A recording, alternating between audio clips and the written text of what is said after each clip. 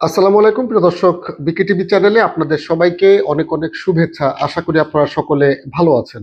প্রিয় দর্শক, বছরের শেষে এবং নতুন বছরের শুরুতে আমরা একটা ভালো খবর শুনতে পেয়েছি দুবাই নিয়ে। আপনারা জানেন, গত জুলাই আন্দোলনের পরে, জুলাই বিপ্লবের পরে, অর্থাৎ আমাদের বাংলাদেশে যে 5ই আগস্টে যে গণ অভ্যুত্থান হয়েছে, 5 আগস্টের গণ অভ্যুত্থানের পরে থেকে কিন্তু আমাদের বাংলাদেশ থেকে কেউ কিন্তু দুবাইতে যেতে পারছে না ভ্রমণ ভিসায়, অর্থাৎ ভ্রমণ ভিসাটা কিন্তু রেস্ট্রিক্টেড করেছে।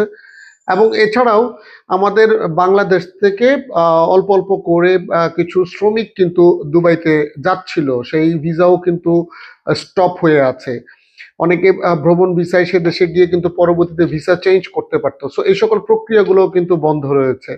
তো আমরা সম্প্রতিকালে একটা ভিডিও দেখেছি, আপনারা ভিডিওটি আমি আপনাদের সাথে শেয়ার করব। তবে তার আগে আমি আপনাদেরকে বলে দিচ্ছি আসলে এই ভিডিওর মূল বিষয়টি কি। যে দুবাই কিন্তু বাংলাদেশিদের জন্য কিন্তু স্বল্প পরিসরে হোক বা বৃহৎ পরিসরে হোক, মোটামুটি ফেব্রুয়ারি মার্চের মধ্যে দুবাই কিন্তু চালু হয়ে যাবে আবার বাংলাদেশিদের জন্য, এবং ভ্রমণ ভিসা কিন্তু আবার দেওয়া শুরু করবে, এরকমটা দুবাইয়ের যে দূতাবাস থেকে বাংলাদেশে যিনি কর্মরত রয়েছেন, অ্যাম্বাসেডর, তিনি কিন্তু দুবাইয়ের যে রাষ্ট্রদূত, তিনি কিন্তু অলরেডি এই বিষয়ে একটা স্পিচে তিনি বলেছেন।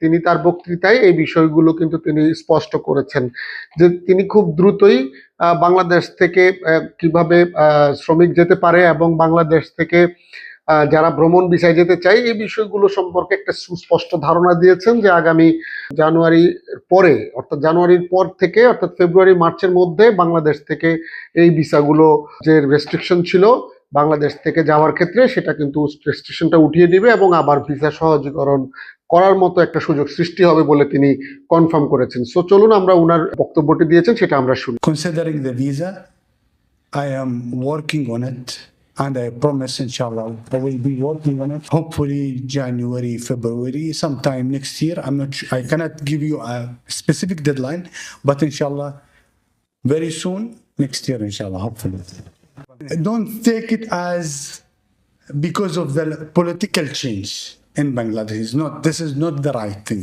It's not only Bangladeshi.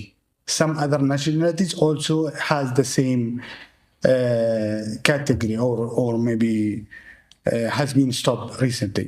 চিরেই তিনি তো একটা ডেডলাইনের কথা বোধহয় বললেন, আমি যদি ভুল না করে থাকি জানুয়ারি অথবা ফেব্রুয়ারির দিকেই বোধহয় তারা এই ভিসাটি চালু করবেন, এবং আমার মনে হয় যে বাংলাদেশের মানুষরা আবার এই সুন্দর দেশে তারা আসতে পারবেন, কারণ আমাদের একটা স্ট্রং বন্ডেজ রয়েছে, একটা শক্ত বন্ধন রয়েছে বাংলাদেশের সঙ্গে। এই কমিউনিটিটাকে একত্রিত করা, আমাদের ইমেজ বিল্ড আপ করা। আমার রাজনৈতিক দর্শন একটা থাকতেই পারে, আরেকজন আরেকটা থাকতেই পারে, কিন্তু যখন আমরা কমিউনিটি বেস হব তখন আমাদের প্রথমেই আমাদেরকে চিন্তা করতে হবে আমার বাংলাদেশ। আপনারা যারা আজকে আসছেন এই অনুষ্ঠানটি, আপনারা যারা জয়েন করেছেন, আমি আপনাদের কাছে একজন কনভেনার হিসাবে আপনাদের কাছে আমি কৃতজ্ঞতা জানাচ্ছি। তো যারা ভ্রমণ পিপাসু রয়েছেন, যাদের ভিসা নতুন করে প্রয়োজন, তারা কিন্তু দুবাইতে যেতে পারবেন। আর যাদের অলরেডি আগে থেকে ভিসা ছিল তাদের মধ্যে কোনো রেস্ট্রিকশন নাই, তারা কিন্তু যেতে আসতে পারতেছেন, সেক্ষেত্রে কোনো সমস্যা নাই।